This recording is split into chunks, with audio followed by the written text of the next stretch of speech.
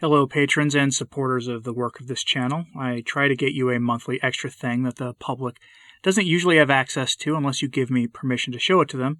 And I'll be the first to admit I'm not always good about getting those to you monthly, but here's this month's episode, and today is one of those videos where if you think it's valuable, please let me know in the comments and I'll make it public, but only with your permission. This is a book review that piggybacks off of my first episode on modernism, which is why I'm asking if you're okay with me making it public or available to the public. So let me know either in the comments here on YouTube or in the post on Subscribestar, Patreon, or the YouTube channel member post. Any of that will work, and if you're seeing this as a non-patron, that means they were okay with me sharing this with you. So without further ado, I have for you today a short review of a book written by a priest in 1981. The book is called Christ Denied, and it's an expose on the main minds behind modernism and the impact it had on the Second Vatican Council and beyond. Now, he takes a position that I don't take. The council didn't call for the wacky things that we see in the church after.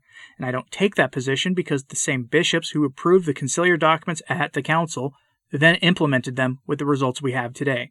So to me, that argument doesn't really hold much water. But this book is very valuable as a resource, since the author goes over the theological errors that fed into the situation that we see today, including Teilhard de Chardin and other influential thinkers. I'll be using this book as one resource among many in my coming episodes on modernism and the main men behind it. To give you an idea of what the book is, let's just see what the sales pitch for it is from the publisher, which is Tan Books. So this is from the back flap of the book, and it's going to be... I'm going to clean the language up a little bit for our lovely hosts, because this, I suspect, will be available for everybody, even though I'm making this for the patrons exclusively. If you're a patron and you think this is important enough for people to, the general public to have access to, just let me know, please. From the back flap of the book. Christ Denied, Origin of the Present-Day Problems in the Catholic Church. If you have ever wondered how formerly Orthodox Catholic priests can now teach utterly un-Catholic doctrine, if you have ever been treated like a fool for not understanding contemporary theology, quote-unquote, if you have ever suspected that disrespect for the Eucharist, approval of things that block the expansion of your family and meaningful prenuptial relations, rejection of sacrifice and penance, and the circus atmosphere in many parish churches were not really ordered by Vatican II, then you need to read this book. Since these problems were not authorized by Vatican II, where did they come from? At last, here's an expose of who caused the turmoil in the church today. This booklet names names, focusing especially on George Tyrrell, Teilhard de Chardin, and Karl Rahner. Father Wickens traces the confusion of our times directly to their ideas and shows what we must do to combat them. The author is a busy priest who was so concerned that he just had to write this booklet, which is easy to understand and written for all. It is a rare Catholic who will not find Christ Denied to be a real eye-opener. Okay, so this book was published in 1981, and you can tell from some of the things he says in the book. For example, he expresses hope that the new Pope of the day would be able to restore orthodoxy to the Church, to end the scourge of modernism. In hindsight, well, that didn't exactly happen. In fact, things got way worse in those days, especially considering the men who became bishops under that pontificate, including Ted McCarrick, as well as the elevation of the monstrous Joseph Bernardin to the office of cardinal in 1983, as well as the continued proliferation and regularization of liturgical nonsense that we're so used to seeing in the Novus Ordo that they're not even worth commenting on anymore. Plus the various Assisi conferences, of course, especially that first one in 1986, which was the first Pachamama event in the history of the Church.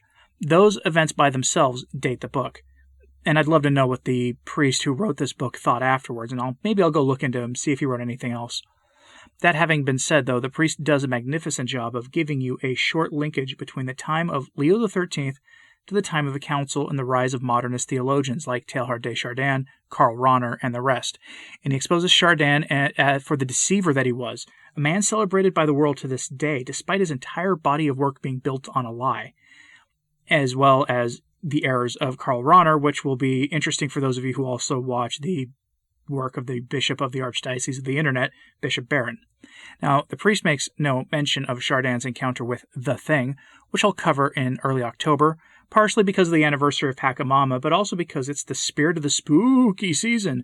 And instead of celebrating a cartoony version of demonic evil like the secular world does at this time of year, which is probably not the best idea, I'm going to tell you a real scary story about perhaps the most influential theologian of the 20th century for the modernists and his encounter and embracing of the demonic, and with the whole sole purpose of hoping to get you to pray more for the church. So watch for that. Now, to give you an idea of how important this book is, here's an excerpt for what we as Catholics must do to attain heaven. Now, ask yourself if you hear these kinds of sermons often in the church today, especially in Novus Ordo parishes. From the chapter Loss of Grace, chapter 7, we get this, quote, "There is one thing, one necessary thing, which one cannot avoid if one is to persevere as a priest or a nun, and that is this. You must pray and pray often. If you really do not pray at all, then that is really the end of the game. We are referring to personal, intimate prayer, not merely the acting out of a ritual for other people's benefit, nor are we referring to emotionally charged encounter groups, which frequently are merely a form of self-hypnosis. St. Alphonsus Liguori preached that those who are in heaven are there because on earth they prayed, and those who are in hell because they did not pray. Prayer brings salvation. Neglect of prayer results in damnation. To be a priest or a nun at all, you have to believe in this. But thanks to Father Bremond, who taught Teilhard in high school and who later edited Etudes, and George Tyrrell and their long string of successors, radical new ideas about spirituality were put into circulation, which ideas denigrated the need for a prayer life." End quote. Shot chaser. If that's true for priests, then it's true for you and I as well. The greatest grace experience I've had in life recently was my decision to buckle down and start praying the little office of the Blessed Virgin Mary daily. And I can tell you that the daily temptations that send me to the confessional have become much easier to bear, and only because of the grace that comes from prayer and dedicating that much of my time and life to our Lord. And if that is the experience of a layman praying essentially what amounts to the layman's liturgy of the hours, then how much more must it be true of our clergy, who need more grace anyway, because we know from the testimony of the exorcists that the adversary goes after priests with much more ferocity than he does the laity. For to lead one priest to perdition results in that priest taking many souls with him, and the reverse is true as well.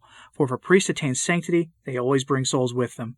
Prayer is the key, personal, intimate prayer, not the emotional-filled things we see so much today. And when the priest in that excerpt I was reading was talking about emotional group gatherings, he was not talking about the Mass. He was talking about the so-called Catholic Charismatic Renewal, which was taking off at that time. This was before exorcists started attending those meetings and then warning faithful away due to the bizarre and frankly demonic things they reported seeing firsthand. That may be hard for some to hear, but Father Ripperger has spoken extensively about this in some of his conference talks before. If someone knows the name of one such talk of Father Ripperger's, put the title and channel name in the comments, and I'll put a link myself in the comments, please. Don't post a link yourself, since that won't work. So, this book, Christ Denied by Father Paul A. Wickens, is a good read for getting an idea of the theological and philosophical origins of the present state of the Church as seen through the eyes of a pretty mainstream but orthodox Catholic priest in the early 1980s. If you want an idea of what the book contains, here are the chapter headings. Chapter 1, Origin of the Present-Day Problems in the Catholic Church. Chapter 2, Other Early Influences. Chapter 3, Errors Examined. Chapter 4, Deschardins Gains Influence. Chapter 5, Deschardins and the Natural Philosopher. Chapter 6, Victory for Chardin. Chapter 7, Loss of Grace. Chapter 8, One Error Leads to Another. Chapter 9, The Tide Must Turn. The book is only about 40 pages in length, plus some appendices and lots of footnotes.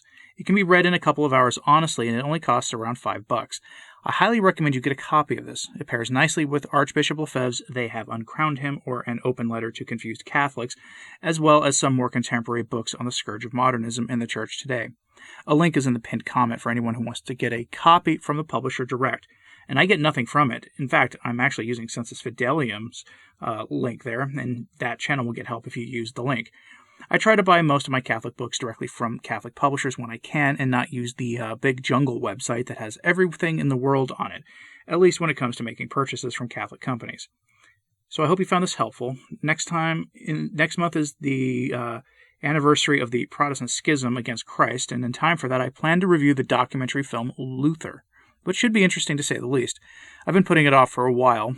Other films in the pipeline include Martin Sheen's The Catholics, and possibly something for Christmas as well, something a little lighter. So let me know in the comments if this sounds good to you. Again, patrons, let me know if it's okay if I share this with the general public, and thank you for your patronage. It has been greatly appreciated and makes my work possible. So, as always, pray for the Church. I'm Anthony Stein. Ave Maria.